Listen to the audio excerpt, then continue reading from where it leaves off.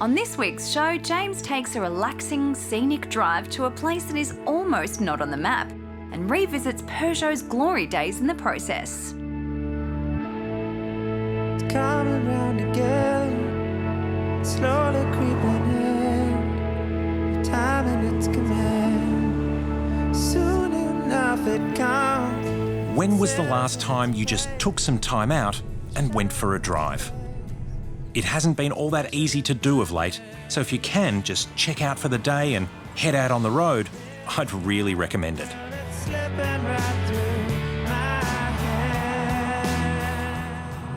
As yes, we have decided to take a circuit breaker of sorts for a very scenic and relaxed drive through a little-known place north of Melbourne called Highlands. And we're doing it in comfort and style thanks to our Peugeot 508 GT. The 508 is Peugeot's large car, available as either a swoopy liftback sedan or funky touring wagon. Our fastback in Nearer Black starts from $59,840 before options and on-road costs. Under the bonnet is a 1.6 litre turbocharged petrol engine with 165 kilowatts and 300 newton metres, and it offers a combined fuel consumption claim of 6.3 litres per 100 kilometres. If you want even more efficiency, the sedan is also available as a plug-in electric hybrid. Power output is the same as the petrol, but the electric motor affords a 55-kilometre electric-only range and a combined fuel consumption use of just 1.8 litres per 100 kilometres. But we're not here to chat about fuel consumption. Let's just enjoy the drive. We are touring along the appropriately named Highlands Road in Highlands, picturesque locale just east of Seymour, which is a little over an hour from Melbourne. Our route takes us through this stunning country and eventually heads north to rejoin the Hume Freeway, making this a perfect hour or so detour to get some great roads and better views under your wheels. And yes, it is on the map, but you really have to zoom in to find it, and trust me, it is well worth the effort.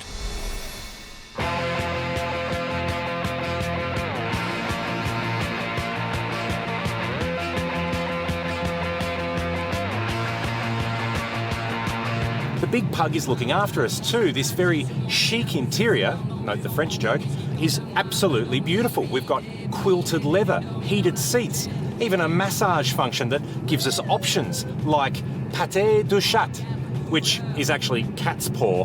They probably should have left that in French.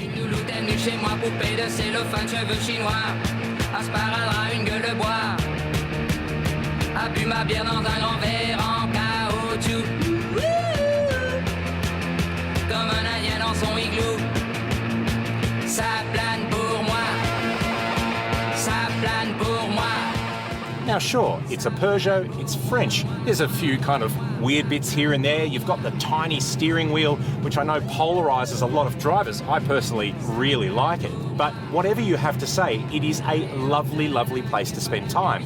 And the car is quiet, it is comfortable, and it's perfectly suited to the variety of roads that we've found today.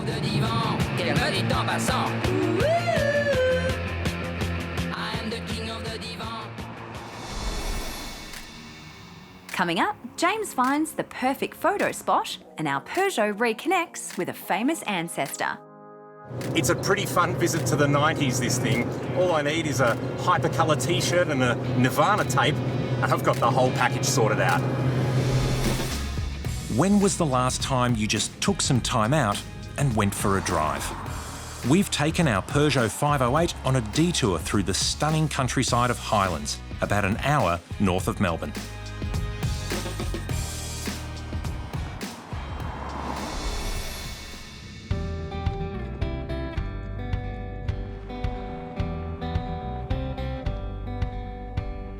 Talking like we used to do. It was always me and you, shaping up and shipping out.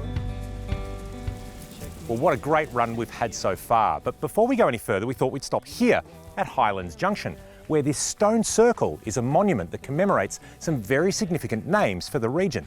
Lade, McAlpin, Yorston, Chisholm, Zock and Minchton are the names of the pioneer families who were working and farming in this area when Highlands was proclaimed a shire in 1882, thus celebrating a 140th anniversary this year. The significance being that many of these families still live, work and operate farms here in this area today. Anyway, let's keep going. Now your mess is mine.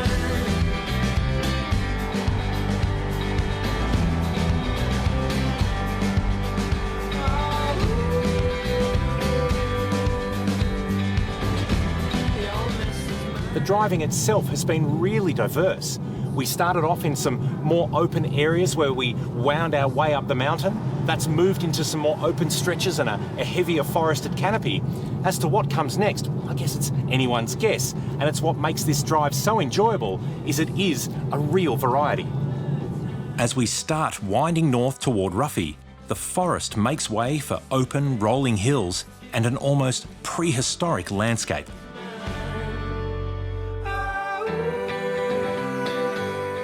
I mean, look at that. You've got these great big granite boulders just sprouting out of the land here. We're going to stop. Wow. You have to excuse me, I'm putting my sunnies on because it is so bright out here. It is just spectacular. We've come about 5 kilometres off our main route to a natural granite rock formation, and these boulders are just otherworldly. It is truly spectacular and yet another part of the variety of landscape that we're seeing on our short detour today. Absolutely spectacular. I'm going to take a photo. Straight to Instagram.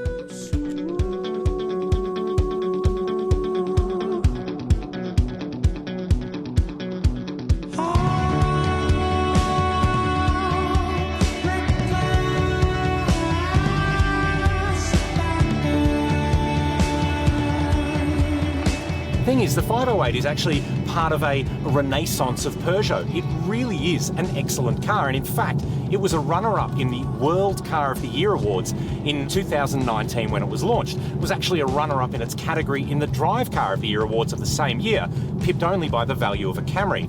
But it just goes to show Peugeot, I think, have refound their mojo.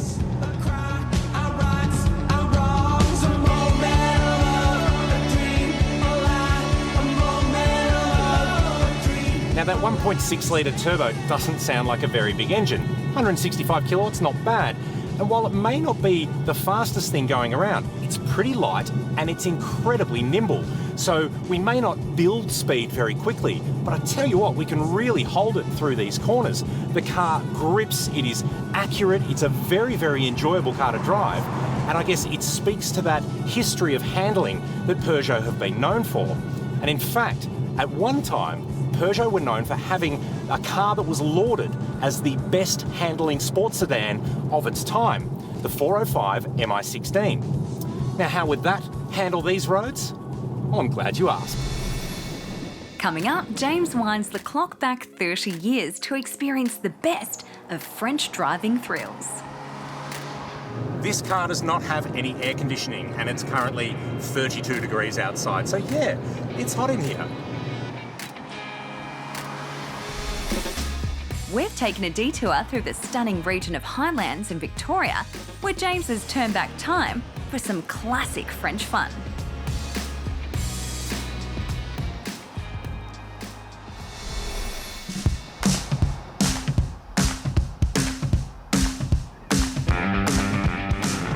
When it was launched in 1988, the Peugeot 405 was awarded the World Car of the Year, and in fact, some 34 years later, the 405 is actually still in production in Azerbaijan. When the Mi16 arrived in 1989, it brought with it a 1.9 litre twin-cam 16-valve engine that was nice and revvy and gave the car plenty of performance. But it wasn't that won the accolades, it was its handling. The thing is just so brilliantly dialed in, even now.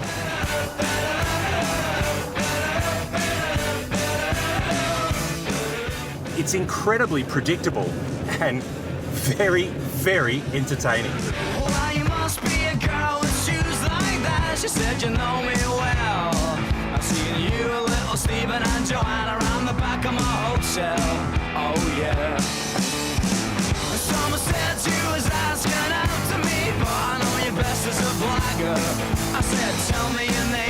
sweet. She said my boy is dagger.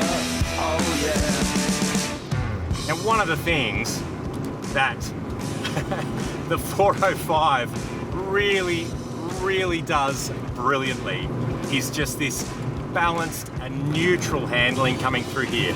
Like we're in fourth, back to third, tip it in, and it just loves it.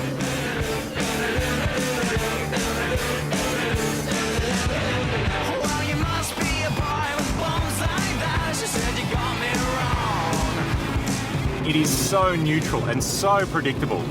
And even at speed coming down through this wonderful pass into Longwood, it's the last part of our trip today. It's just absolutely at home here. Now this car's on brand new Michelin tyres, but it is gripping. We are probably at the limit of the engine as opposed to the limit of grip, which is a great way to be. And it is just like a little roller coaster coming through here. It is hot because we don't have air conditioning and we have to have our windows up, but I have to say this is an absolute blast.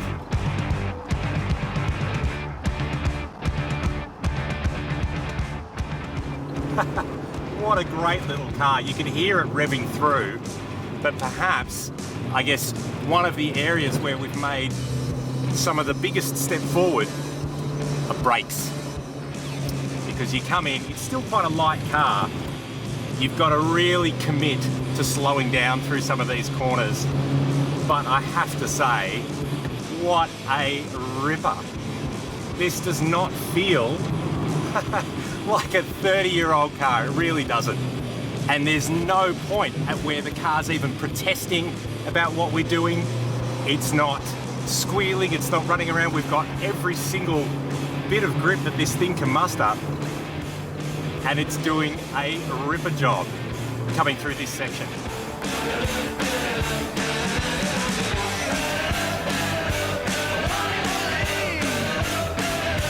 Now, of course, to come and do this drive, you don't need to be in a 30-year-old sports sedan. In fact, you can be in whatever car you like. You don't need to come at pace down here. You can really just relax and wind and look at the view. It is a fantastically entertaining and enjoyable drive, no matter how you take it. But this car, well done, Peugeot.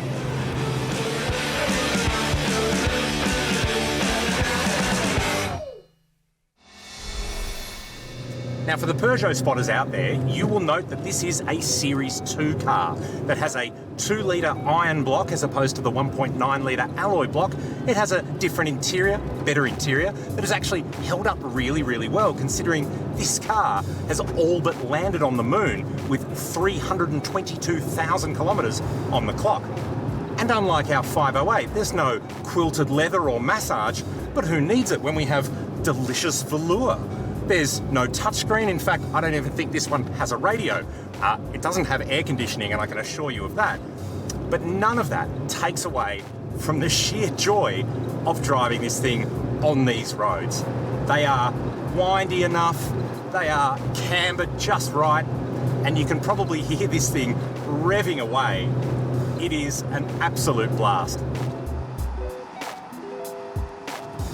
And as I said before, the current crop of Peugeots is really a way of the brand revisiting their glory times when cars like this were what the French Lion was known for. And to think that our luxurious and comfortable 508 eats up these bends just as well as the best handling sports sedan in the world is a bit of a testament to what Peugeot can do.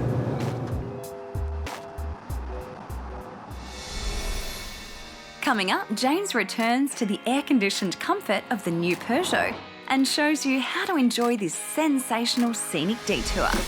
James has taken a break from the highway and a break from modern motoring to discover a little travelled part of Victoria in a pair of Peugeots.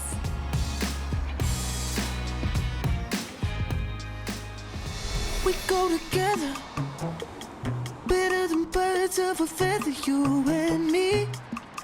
We change the weather, yeah. I'm feeling heat in December when you found me. I've been dancing on top of cars and stumbling out of bars. I follow you through the dark, can't get enough. The run from Ruffy to Longwood in the classic 405 MI16 was an absolute blast. But this drive is just as enjoyable with the air conditioning on and the seat massager working away. So it's back to the 508 for my final stint behind the wheel. So one of the things that we like about roads like this is that you can do it in any car. You can take it at a pace that suits you. It's not super technical, it's not super challenging. But what it is just, it's stunning. It's a really, really lovely part of Victoria. It's easy to get to. And I guess you'd never actually come here. It's like a lot of the roads that we've discussed on this series. You don't go there unless you go there. And I guess it really does show that while Victoria may be known for some amazing destinations, the journeys to get there are just as brilliant. I've been dancing on top of cars and stumbling out of bars. I follow you through the dark, can't get enough. You're the medicine and the pain, the tattoo inside my brain, and baby, you know it's obvious. I'm a sucker for you. Say the word and I'll go anywhere blindly. I'm a sucker for you. What a brilliant day we've had. We set out this morning with the goal of a circuit breaker, a drive that was going to be scenic and relaxing. And I tell you what, it was both those things as well as being downright entertaining. The run up to Highlands, onto Ruffy, and especially coming down here into Longwood shows again what lies just beyond our major arterial roads and why taking the time for a detour, both from your day and the road, is absolutely worth the effort. And while both our Peugeots performed brilliantly today, and as much fun as the 405 was, I'm looking forward to heading back to town in the quiet, air-conditioned comfort of the 508. Besides, it needs a wash. I'll see you next time for a drive.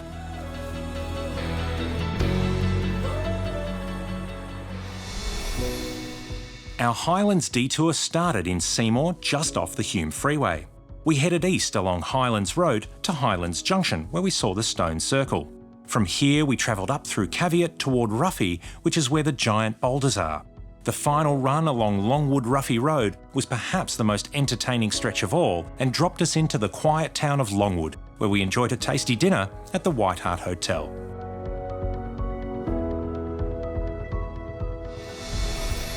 The total run takes a little over an hour non-stop and is just under 90 kilometres.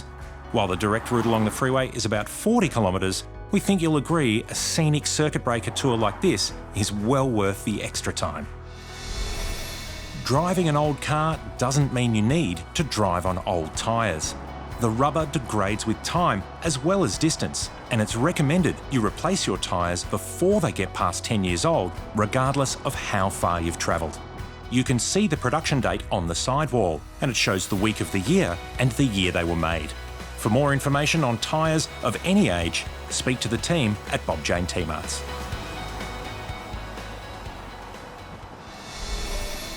While the Peugeot 405 was Car of the Year in 1988, for 2022, the Drive Car of the Year is the all-new Kia Sportage. With more space and more safety technology, the new Sportage lifts the game for Australian family SUV buyers. To read all the details about the 2022 Drive Car of the Year awards, including a list of all category winners, head on over to drive.com.au. Plus, get all the details for this drive by scanning the QR code on your screen or visiting us online. Got any ideas on a great drive or special road that needs to be discovered? Let us know. Make sure you follow us on Instagram, Facebook and YouTube to stay up to date and get some exclusive behind-the-scenes details and extras. And we'll see you next time for a drive.